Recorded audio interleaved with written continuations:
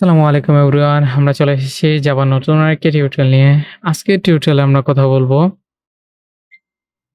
Java final keyword নিয়ে। তো final কিওয়ার্ডটা হচ্ছে আমাদের একটা কোনো ভেরিয়েবলকে সে হচ্ছে কনস্ট্যান্ট করে দেবে। আমরা চাইলেও এটাকে পরবর্তীতে চেঞ্জ করতে পারব না। ঠিক আছে? তখন সে এরর দিবে। সো আমরা হচ্ছে এখানে ২ টা ক্লাস ক্রিয়েট করছি এবং B ক্লাস। সো আমি B তে একটা ভেরিয়েবল ডিক্লেয়ার করে দেই। লাইক নরমালি ১ম করি। আমরা হচ্ছে প্রাইভেট ইন্টিজার ধরেন যে a = 10 করি বা ১ম এ পাবলিকই করি। কারণ হচ্ছে আমি জাস্ট হচ্ছে ১ম এ নরমাল একটা জিনিস দেখাতে চাচ্ছি। আমি হচ্ছে পাবলিক করলাম। ঠিক আছে? পাবলিক করলে যেন আমি সহজে অ্যাক্সেস করতে পারি ওই ক্লাসে সেজন্য করলাম। সো আমি পাবলিক করলাম। পাবলিক করার পর আমি এখানে যদি এক্সটেন্ড করি, এক্সটেন্ড কাকে করি? এক্সটেন্ড এক্সটেন্ডস b কে করছি। ঠিক আছে? সরি কন্ট্রোল এক্সটেন্ডস b কে করলাম। ঠিক আছে? b কে করার পর আমি এখানে কি করব? আমি হচ্ছে অবজেক্ট তৈরি করব কার? a এর। a new আচ্ছা ওখানে যদি করি আমি হচ্ছে এখানে লিখি আরকি অবজেক্ট হিসেবে নিউ এ এর একটা অবজেক্ট তৈরি করলাম। করার পর আমি এখানে কি করব? জাস্ট আমি যদি প্রিন্ট আউট করি যে তুমি ও ডট এর ভ্যালুটা দাও। যদি সেভ দিয়ে রান করাই সে আমাকে কি দিচ্ছে?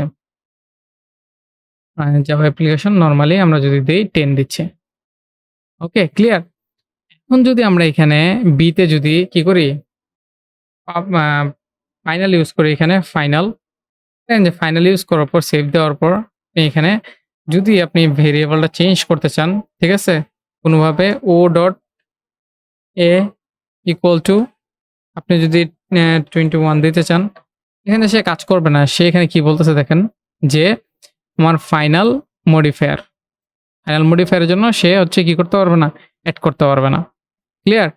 তো এখন যদি আমি এটাকে প্রাইভেটও করি বা যাই করি না কেন, আমি প্রাইভেট করলে কনস্ট্রাক্টর তৈরি করতে পারবো না এটার। এবং এটার হচ্ছে সেটার মেথড ইউজ করতে পারবো না। গেটার মেথড ইউজ করতে পারবো বাট সেটার মেথড ইউজ করতে পারবো না। কারণ আমি যেহেতু ফাইনাল কিওয়ার্ড ইউজ করে দিয়েছি, ফাইনালের মধ্যে আমি আর কোনো কিছু ইউজ করতে পারবো না। সো আমি যদি এখানে রাইট ক্লিক করে এখানে জেনারেটে যাই আগে। সোর্স জেনারেট থেকে যদি সেটার এন্ড গেটার আমি যাই, এখানে করার পর দেখবেন শুধু গেট আসতেছে, সেট নাই।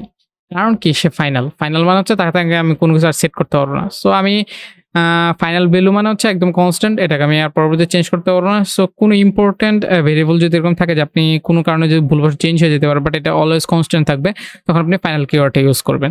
আমরা যখন বড় প্রজেক্ট করবো বা কোনো কিছু করবো ওখানে হিউজ পরিমাণ ফাইনাল কিওয়ার্ড পেয়ে যাবো। সো আশা করি যে ফাইনালের কাজ থেকে আপনারা বুঝতে পারছেন। আজকের টিউটোরিয়াল এই পর্যন্ত। ইনশাআল্লাহ নেক্সট টিউটোরিয়াল আবার কথা হবে।